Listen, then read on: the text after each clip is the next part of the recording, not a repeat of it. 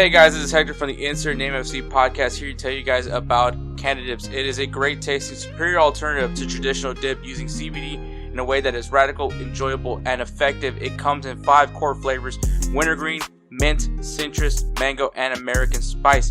Canada Dip CBD is the new evolution in dip, allowing guys to enjoy great, long-lasting taste without the downsides. If you guys want to go ahead and try them out, use the code BellyUp20 at CanadaDipCBD.com. Once again, BellyUp20 at CanadaDipCBD.com, and you'll get yourself 20% off your purchase. Thank you again for Canada Dips for being a great partner of BellyUpSports. We'll talk about the semifinals. So the first matchup, first place Cruz Azul losing to Club America 4-3 on aggregate. First leg was a 0-0 performance. Cruz Azul had 66% of the possession, and Cruz Azul outshot America 7-6. Both of them had 2 shots on target.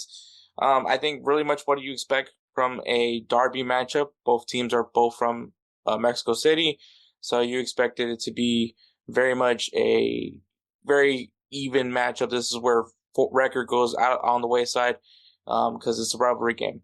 Now the second leg, America did win 4-3.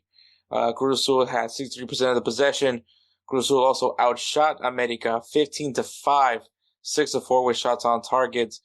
The goals came from, initially this looked like it was going to be America just handling the game. Both the first goals came from America, which was in the 15th minute by Alejandro Zendejas and by Richard Sanchez in the 49th minute. Then Cruz Azul did respond in the 68th minute by Ignacio Rivero, which then America responded with a goal from Ramon Juarez del Castillo in the 72nd minute. And then Cruz Azul made things very interesting as Gabriel Fernandez scored in the 80th minute and Amari Morales Rosa scores in the 86th minute, which, once again, Liga MX rule states that if it is tied on aggregate, which at the time it was a 3-3 goal aggregate, then Cruz Azul would advance to the final, being that on aggregate the higher seed advances automatically. So the pressure was then on for America to get a goal so they can continue on in the tournament, which they did in stoppage time by none other than Rodrigo Aguirre in the 90th minute, 94 minutes into stoppage time, gets a penalty, puts in the back of the net, and America move on. Also to point out, there was 2 red cards in this game, which came from 4 minutes after scoring the penalty by Rodrigo Aguirre in 8 minutes in stoppage time. So that's something to be mindful. And Cruz Azul, Ignacio Rivero, basically near the end gets a red card as well. I told you, man, there's just something about Club America when it comes down to these tournament, when it gets to the tournament, as much as form needs to be put into consideration, this team just finds a way. When they are in this tournament, when they're in the playoffs, they find a way to go far. And here they are going into their 3rd straight Liga MX final. So hoping to win their 3rd straight Liga MX trophy. So it is, once again, it's just when you think of this tournament, when you think of the playoffs, you have to think of America. Like, they're born for this. They are meant for this. This is their heritage. This is their birthright. Some may say because they're the most successful team in Liga MX. I hate saying these things. I don't want to say good things about Club America because they're the evil empire, but that's what they do. They are built for these moments. They are, it's just the prestige of America. Like, it's just what they do. They perform highly in these moments. They are built for this. It is their heritage. As much as I don't want it to be their heritage, but it is their heritage because they have been able to beat the odds every single time. And that's why we're here.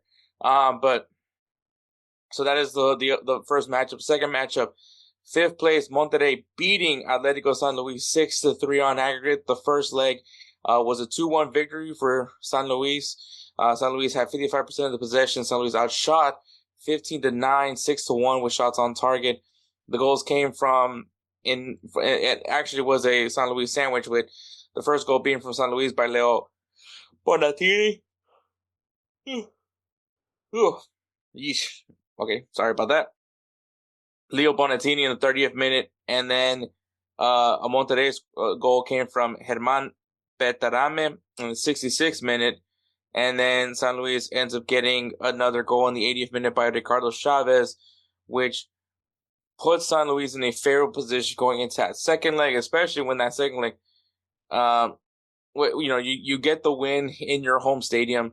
Now all you gotta do is go into Monterrey, go into Rayado Stadium, and try to either secure a draw or get another win against Monterrey, which I will say, similar to Club America, Monterrey, another one of these powerhouse clubs in Mexico.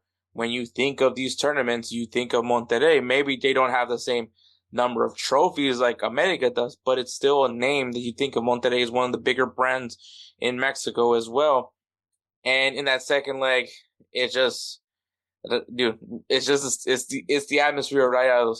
It's just a different beast, man. You just can't replicate it. Like, it is hard to replicate that kind of atmosphere as Monterrey wins it 5-1. Monterrey had 59% of the possession. Monterrey also outshot San Luis 26-8, 10 shots on target, 4 to San Luis's 4 shots on target. The goals started off with Monterrey as Oliver Torres scores in the 47th and 85th minute mark. And then Germán Petrame once again scores for Monterrey in the 52nd minute mark. San Luis gets a response by a goal from Sebastian Saez Lamongue from a penalty in the 75th minute.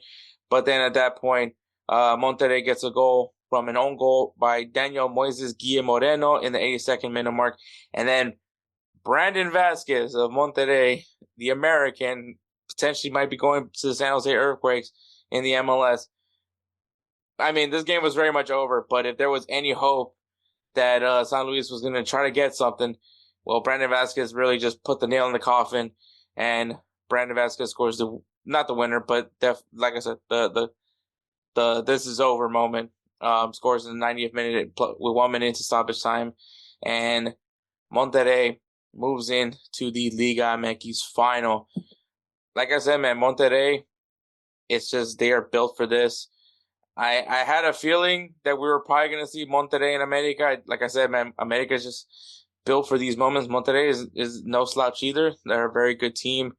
But yeah, it's going to be very interesting when we get to the final.